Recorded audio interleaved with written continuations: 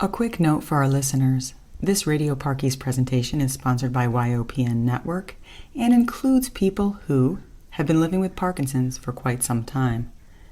The vocal challenges that you hear are due to the progression of this disease as well as deep brain stimulation surgeries. And we come as we are here. Everyone has a purpose and a contribution, and everyone is welcome. Thank you for listening.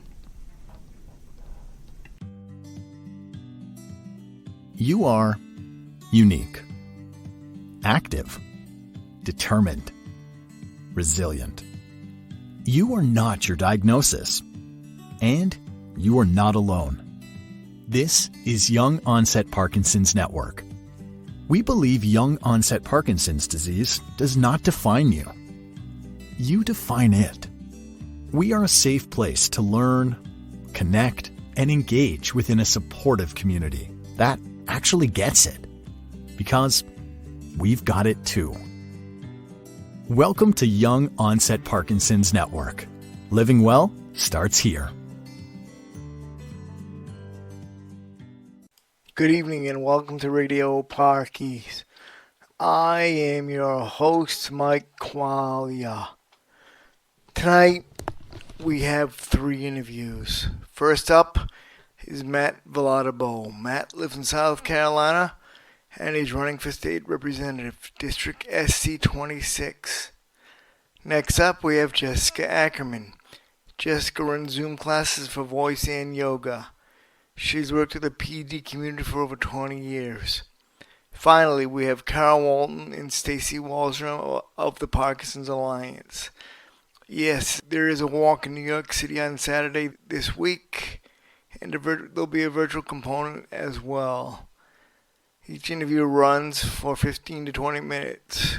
Co-hosts include Gavin Mogan, Mike and Gail Ation, Alan Bookman, and Heather Kennedy. So get your popcorn ready and enjoy the show.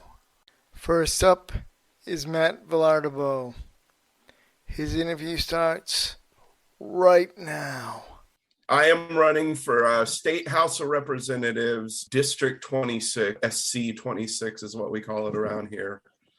I am running as a Democrat. It's a partisan race. So it's Congress, the state Congress? No, it's state Congress, state level, South Carolina House. That is so cool. And I'll jump right in. So has your health come up as a topic? Not quite yet. I would not be surprised if it does. I'm prepared for that. And let's be honest, I appear fit. I mean, when people see me, they don't probably think that guy, that's what I think of a Parkinson's guy. But my symptoms are getting worse. I used to say my tremors would kind of almost like shut off, but that's not the case anymore. I pretty much shake consistently on my left hand now. You know, try as I might, I still inherently shove that hand in a pocket or under my armpit or do something to kind of draw attention away from it. Studied Bob Dole's method of hiding his impairment, his disability. So when I spoke this weekend at my local Democratic Party convention, and I had something in my left hand to grip onto while I spoke. So yes, I am aware of, I remember, obviously being neck deep in politics during Bob Dole's time in office. I remember him holding that pen, for dear life. Yeah. That the Parkinson's community is going to get offended and out you and say, hey, quit hiding your disability, man. Be proud of it. Yeah, no, I mean, it's just easier said than done, right? I just instinctually do some things, not out of a shame or embarrassment, or maybe that's subconsciously that, but it's just something I do because I think we all know I don't care who knows I have Parkinson's. So are you still working your regular job? Yeah, I still work a full-time job. I don't plan on resigning or retiring. If elected to office, I'll just use up a bunch of paid and unpaid leave so I could serve during the legislative session. I hate to make it all about Parkinson's, but I have to ask, does having Parkinson's affect the way you'll look at issues? Absolutely. Gosh, how do I explain this? Y'all know me. Sometimes I get deep. the Parkinson's really kind of like spurred this impetus in me to like want to like make the world better and help people. And I mean, maybe naively and idealistically feel that's what I'm up to here. I really would like to leave the world a better place than I have made it. And I certainly feel like I have not made the world such a good place in my youth. So I would like to be a builder now, and I see the benefit in that. One of the things I like to say when I speak to crowds is I've found through my recent goings on that the greatest satisfaction I really get out of an action in life is when that action is in service to others. So, at its heart, democracy and being involved in your democracy is supposed to enrich in your life. So that is what I'm trying to do here. So yeah, the Parkinson's affects it all, right? So when I ran for town council, I was so getting my feet under me, and that was very helpful experience. And I'm a lot more of a seasoned politician now, and I have to do a better job of kind of showing people what the Parkinson's is about and how it kind of parlays into this. It's more about the fight. I'm a fighter. I get up every day and kind of deal with this, and my toe curling and my tremors and forgetting where I put this and that. So all that translates into being a good public servant. For sure. Sounds like this will make a perfect October surprise. Like, it's not talked about, and all of a sudden when it does come up, this is how you'll approach it, and bam, like, wow, that even makes you a stronger candidate in my mind.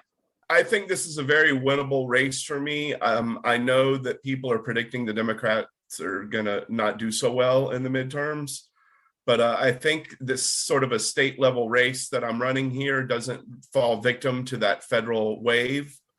I do have some concerns about what will happen in the midterms on a federal level, but I feel like this is a winnable race for me. I'm running against a 10-year incumbent who doesn't really do much as far as sponsoring bills and bringing things to the community here. She's great about making sure the band gets a day for winning the state band title, but as far as bringing meaningful legislation to this community, she's really not so great about that. And that's absolutely what I'm looking to do. I'm looking to make this place better and stem off some of these problems we have related to the growth, how it's impacting our infrastructure and our education system.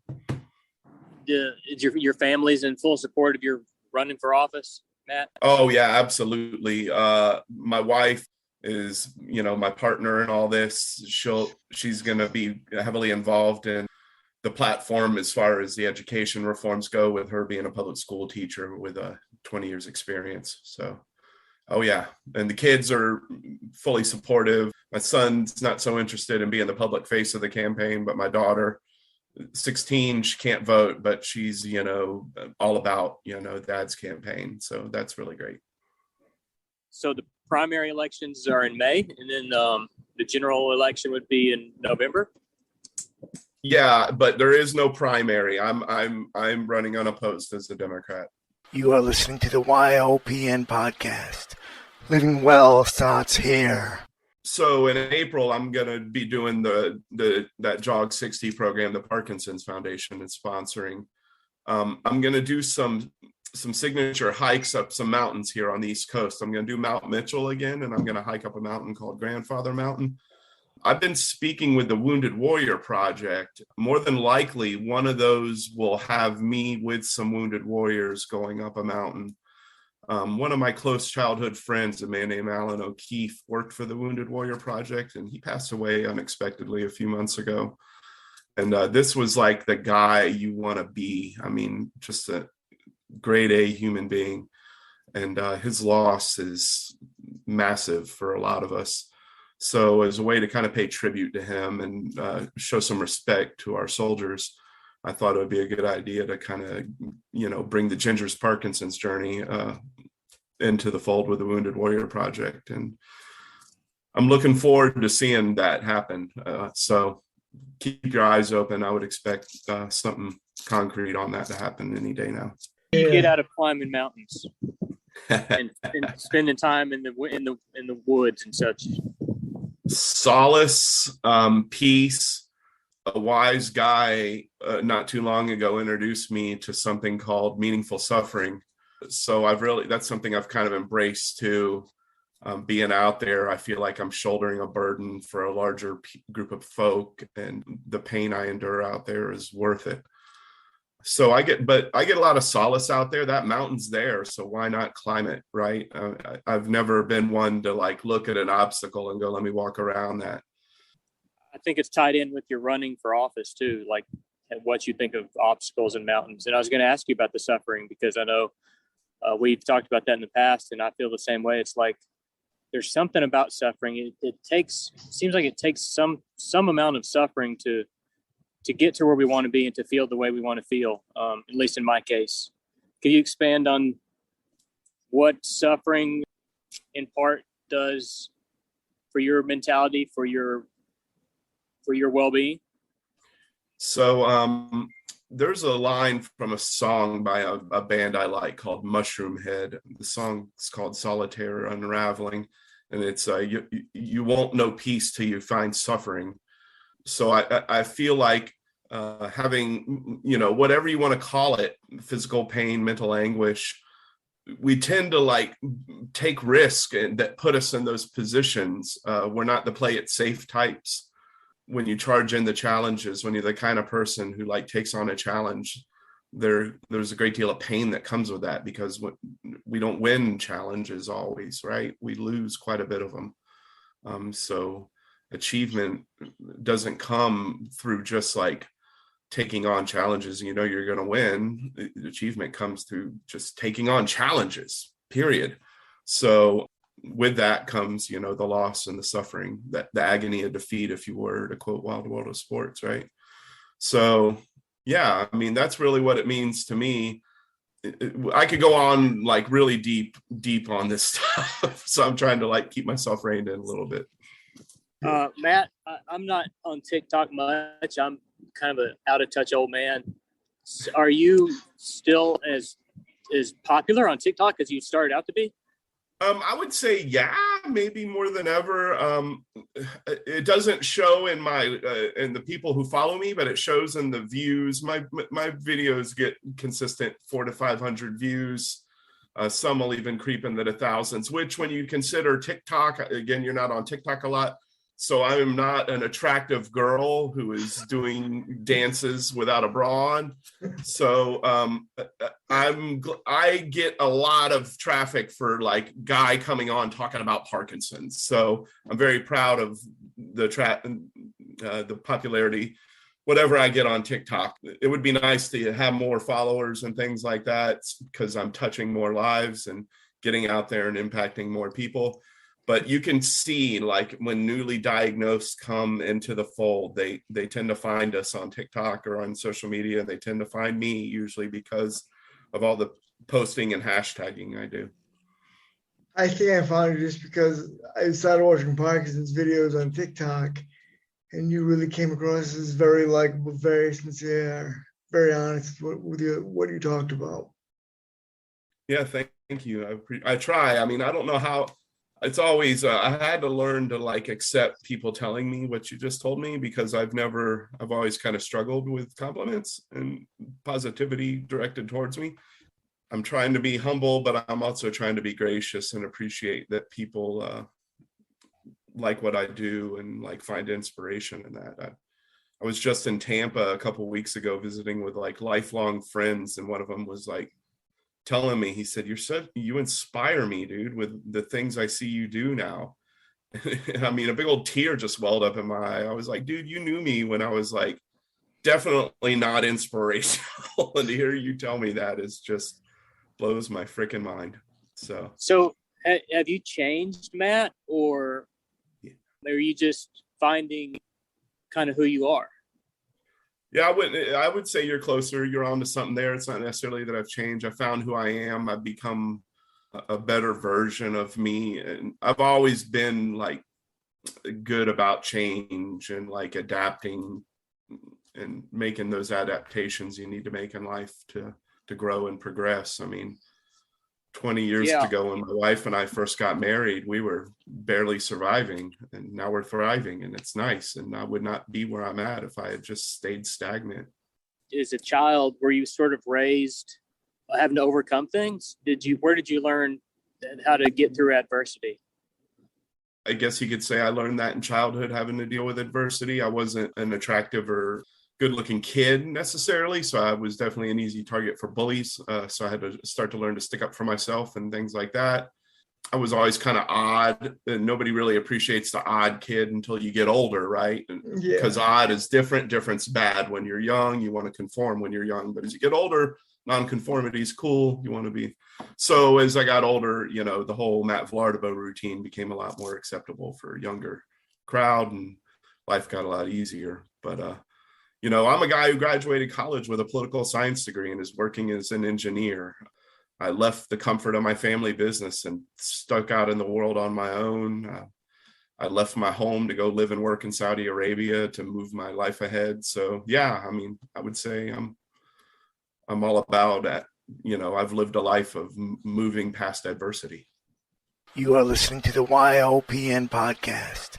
Living well starts here. Do you feel like that's also something you want to continue to do, is be involved in the Parkinson's community? Absolutely. I follow so many Parkinson's groups and things like that. And there's this one Parkinson's group I follow on Facebook, and the culture there is like way more like panicked and nervous and scared and things like that. So I like chiming in there every now and then with some positivity and showing the demonstration. That's what's key here, right? Because we listen to a lot of bullshit, people telling us things, blah, blah, blah, right? But to get out there and execute and to put things into action, totally different. So I feel like I'm out there demonstrating, showing folks we can move past, right? It's shocking, right? Parkinson's sucks. It sucks to hear that. And I've had it confirmed by 3 movement disorder specialists. I hate it, but it's the fact. It's what it is. It's incurable, and it's our future. You can't live that future over on the couch. You got to live, get out and live. Even as this thing claims you and makes that living more difficult. I watch people. There's this guy, Brian, I see. The guy I could do my laundry on, this guy's abs. He's got Parkinson's. I watch Mike doing his thing. I watch Gavin doing his thing. I watch all these folks doing their thing out there living and thriving with this. So there's a way to do it and to demonstrate it to folks. And I feel like that's important. I'll always be there to do that no matter what I'm doing, because I just want to do that. I have chills going down my spine at that talk.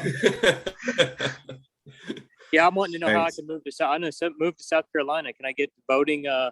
Can I get become a registered voter by the time I need by October, I guess, or by November, so I can move to South Carolina? Yep, you got till second week in October.